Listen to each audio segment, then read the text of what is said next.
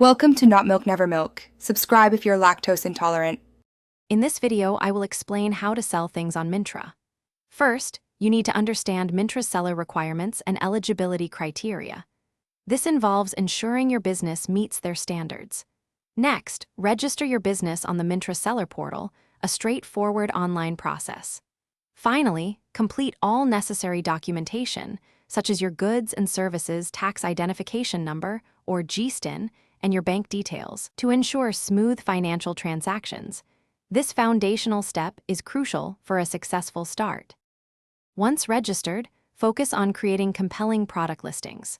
Upload at least 3 to 5 high-quality product images from various angles to showcase your items effectively. Write detailed and accurate product descriptions, highlighting key features and benefits that resonate with potential buyers. Ensure your products are categorized correctly.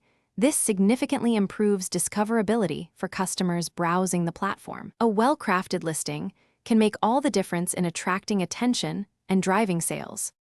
After your products are live, efficient order and inventory management become paramount.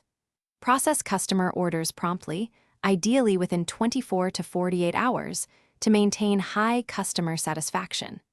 Continuously monitor and update your inventory levels to prevent stockouts or the unfortunate scenario of overselling.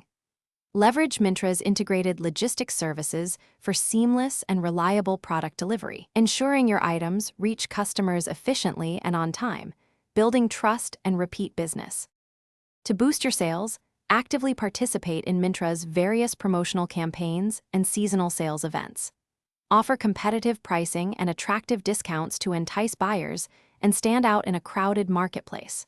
Regularly monitor your performance metrics, such as conversion rates and customer reviews, and pay close attention to customer feedback. Use these insights to continuously optimize your selling strategy, refine your product offerings, and ultimately achieve sustained growth on the platform.